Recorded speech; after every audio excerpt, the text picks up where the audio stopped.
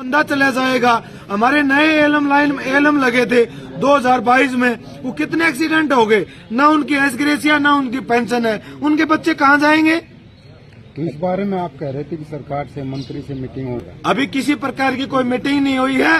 सरकार अपने फैसले पर अडिग है। हम सरकार को आपके माध्यम से चेतावनी देना चाहते हैं, समय रहते हुए हमारी यूनियन को बुलाने का काम करें, अन्यथा अगर हमारी सेंट्रल काउंसिल पूरे हरियाणा बंद करने का आह्वान करेगी तो हम पूरे हरियाणा बंद करने का भी काम करेंगे। क्या ब्लैकआउट जैसी स्थिति, कोई भी स्थिति पैदा हो सकती है।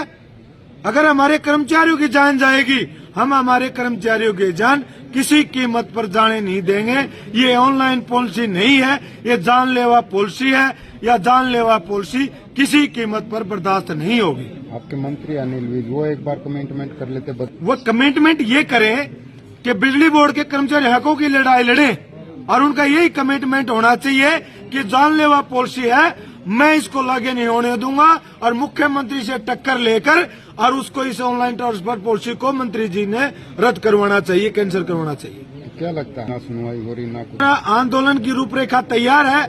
30 तारीख को पंचकुला में यूएच के एमडी, HUPNL के एमडी, HPCL के एमडी, उनका विरोध धरना प्रदर्शन है, और 7 तारीख को विद्युत सदन हिसार में एमडी के खिलाफ विरोध प्रदर्शन है, और आने वाली 20 तारीख को पूरा हरियाणा प्रदेश का कर्मचारी एसीएस पावर के खिलाफ पंचकुला में प्रदर्शन करने का काम करेगा।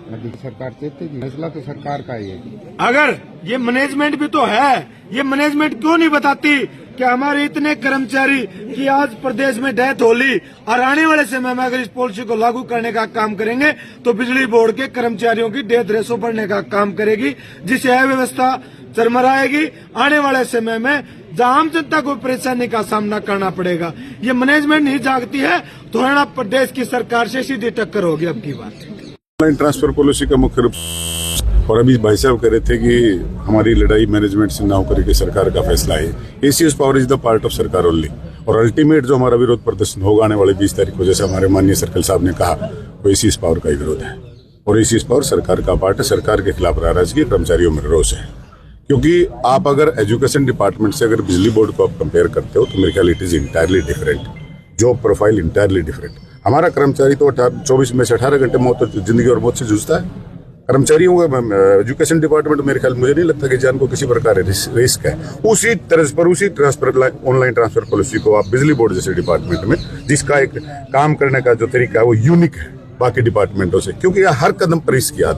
आप देखिए पिछले 1 साल के आंकड़े उठाइए, 50 जवान हमारे शहीद हो गए।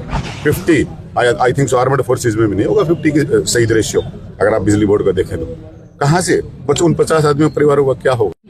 ऑनलाइन ट्रांसफर पॉलिसी का हमारा वैसे विरोध नहीं है, काम करने के तरीके पर। अब मान लीजिए लाइन जारी है, नहीं पता नया आदमी आएगा, उसको नहीं पता ये आइडल है करंट है।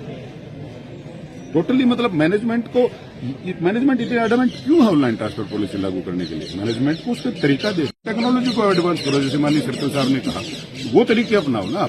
आप टेक्नोलॉजी को इतना एडवांस करोगे 10 मीटर दूर से पता चल जाएगा आपको there is a current in this line, so that FNF cases में कमी आए। आए दिन बढ़ रहे हैं। पिछले 1 हफ्ते का मामला है, कम से कम 7 आदमी शहीद हो गए पिछले 1 हफ्ते के अंदर।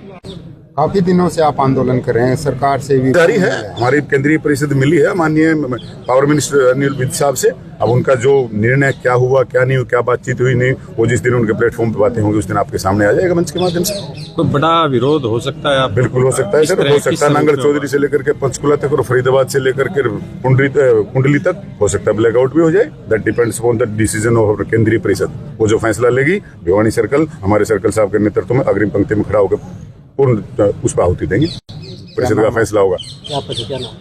मेरा जी राजकुमार सांगवान, पूर्व finance secretary HSE workers union office Bhiwani.